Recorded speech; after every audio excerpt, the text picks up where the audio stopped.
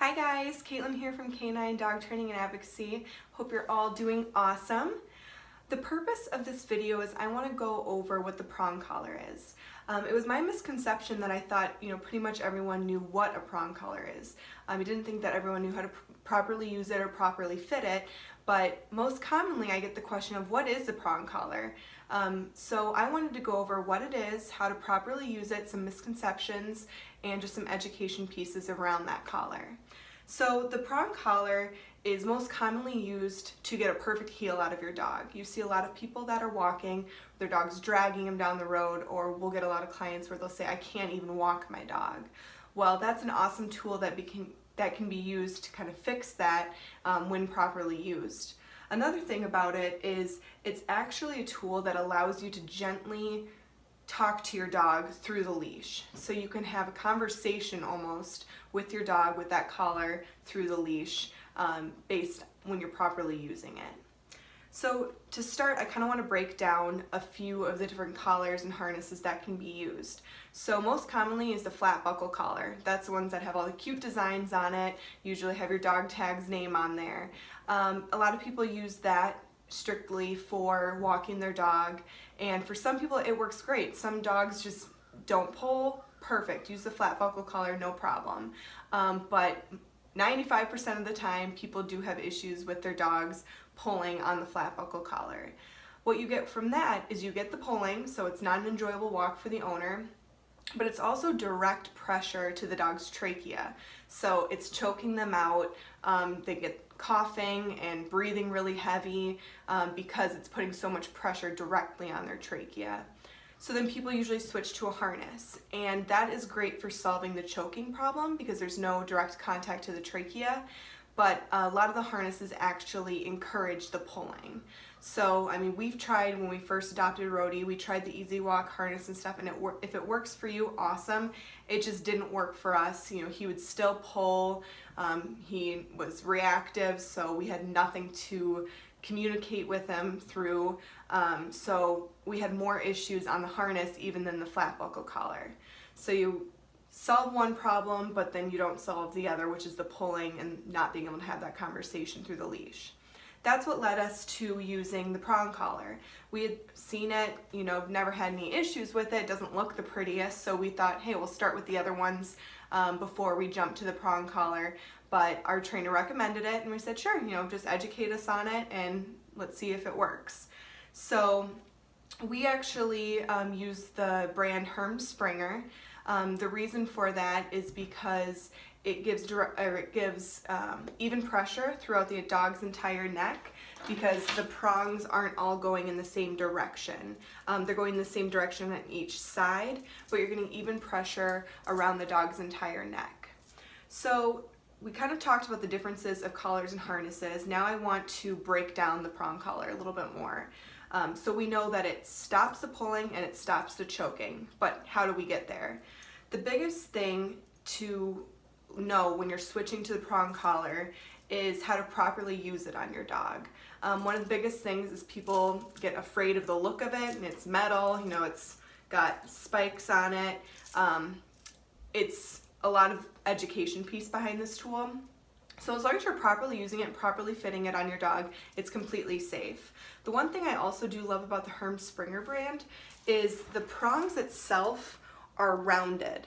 So one of my mentors was actually telling me that they look at it as like a ballpoint pen. It's round at the tip and it's soft, it's gentle to your dog's neck, and as long as it's used properly and fitted right, you have no problems with any pain to your dog. So one of the first things is the right size and fit.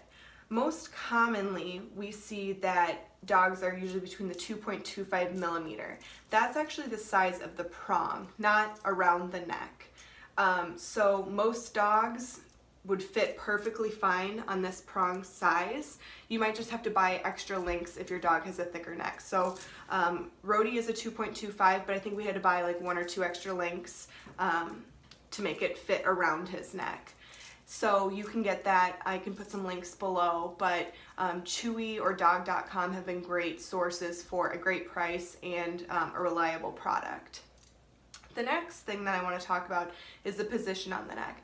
I will also put down below the picture that I posted the other day about the proper fit. So the most important thing to know about the prong collar is you do not want direct pressure on the dog's trachea. That's not safe for any collar. What you want is you want it to be right below the highest part of the dog's neck.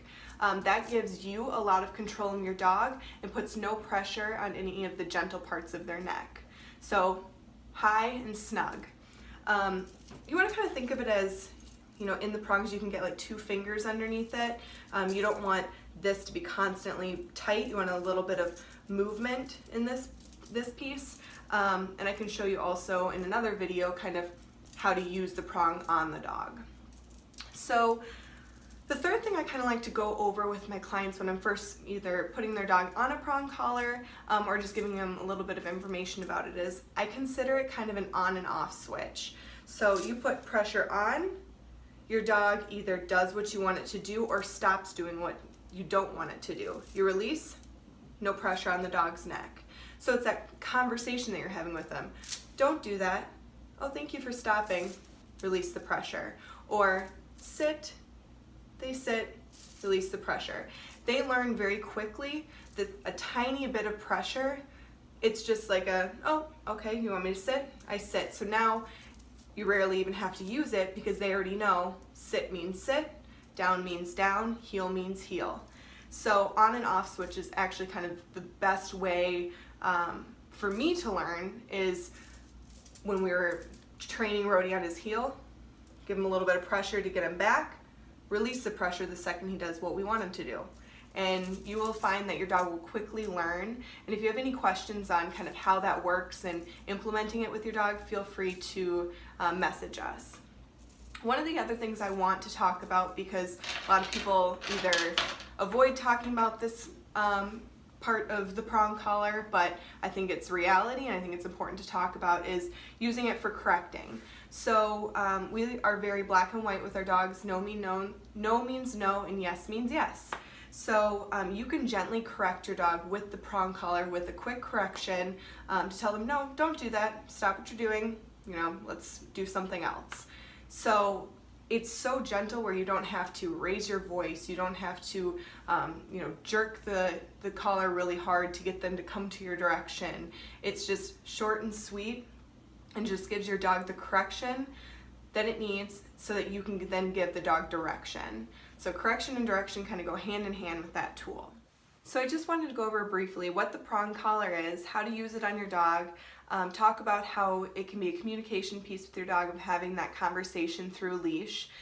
If you have any questions or want more specifics, please let us know. You know, this was just basic to kind of tell you what it is. We'll comment below on links to where you can get it. If you have any further questions, please feel to reach out to us, and hopefully we'll come back on with some more content very soon. Thanks so much, guys. Again, Caitlin from Canine Dog Training and Advocacy, now out of Portland, Maine. As always, we appreciate all of your support and thank you for watching, and we'll talk to you all soon. Bye-bye.